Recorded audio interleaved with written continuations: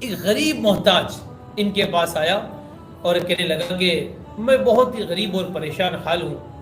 بیوی بچوں کا بوجھ بھی گھر کندھے پر رہتا ہے، قرض اتنا سر پر ہو گیا ہے کہ میں پریشان رہتا ہوں، عبادتوں میں دیگر کام کاج میں دل نہیں لگتا، بیوی بچوں کی ٹینشن رہتا ہے، گھر میں آتا ہوں دل پر بوجھ رہتا ہے، بیوی بچوں سے اچھوں سے بات نہیں کر پاتا، میری ایک چھوٹی سی رقم قرض ہے، آپ کے لیے وہ چھوٹی ہے، میرے لیے بہت بڑی ہے، آپ اس کو ادا کر دیجئے، وہ قرض ادا ہونے کی وجہ سے میرا بوجھ ہلکا ہو جائے گا۔ فرمایا کتنا قرض ہے تم پر؟ تو کہنے لگے صرف 700 دینار۔ فرمایا اچھا۔ انہوں نے کاغذ قلم منگوایا، پرچی رکھی اور اس میں 700 میں ایک زیرو بڑھا دیا اور اس کو 7000 کیا، چھٹی کو فولڈ کیا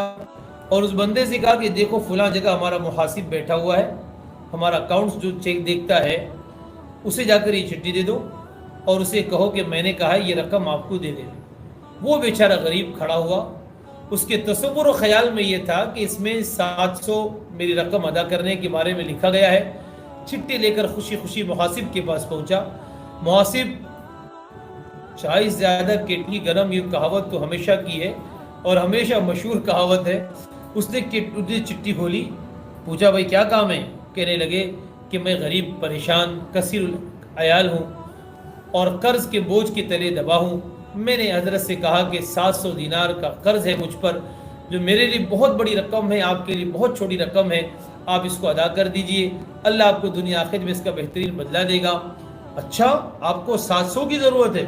اس میں تو 7000 لکھا ہے۔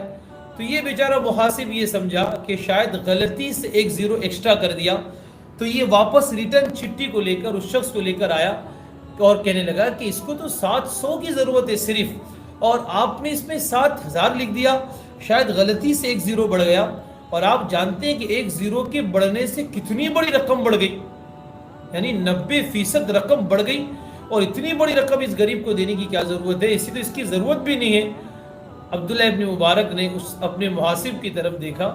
چھٹی واپس مانگی اور 7000 کو کاٹا، اس میں 14000 کیا، اپنا سگنیچر کیا، چھٹی کو فولڈ کیا اور کہا کہ اسے بتاؤ نہیں، جا کے یہ رقم اس کو ادا کر۔ وہ بیچارہ اور زیادہ پریشان ہوا کہ اللہ جی اس کو تو 700 کی ضرورت تھی، میں نے کہا کہ آپ نے 7000 لکھ دیا، میں سمجھ رہا تھا کہ غلطی سے 7000 ہو گیا، تو انہوں نے تو معلوم ہونے کے بعد اس کو 7 کو 14 کر دیا، کیونکہ ان کا مال ہے جسے بانٹے ہمیں کیا۔ کہنے لگے واپس ہوا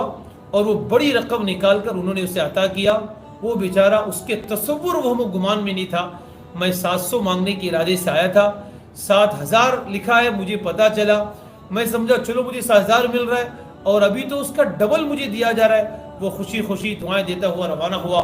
محاسب رقم اسے ادا کر واپس عبداللہ مبارک کے پاس آیا، یہ بیٹھے ہوئے تھے اور اللہ نے غیر معمولی صفات کا مالک بنایا تھا۔ کیا تعلق تھا اللہ سے، اور کیا عشق تھا نبی آخر الزمان کا، اور کیا فکر تھی اپنی آخرت کو سجانے کی، اور کیا شوق تھا اللہ کی رضا کو پانے کا۔ کہنے لگے کہ میں معافی چاہتا ہوں آپ سے کہ اسے تو 700 کی ضرورت تھی، آپ نے 7000 لکھ دیا، میں نے سمجھا بائی مسٹیک ایسا ہوا ہے، میں نے اسے آپ کو بتایا، انفارم کیا، تو آپ نے اسے 14 کر دیا، یہ آپ نے ایسا کیوں کیا؟ کہنے لگے پورا کھیل تمہیں نے بگاڑا، پورا کھیل تمہیں نے بگاڑا۔ اور پھر سنایا، دیکھو سنو، ہم تمہیں بتاتے ہیں ہم نے ایسا کیوں کیا۔ آنکھوں میں آنسو آ گئے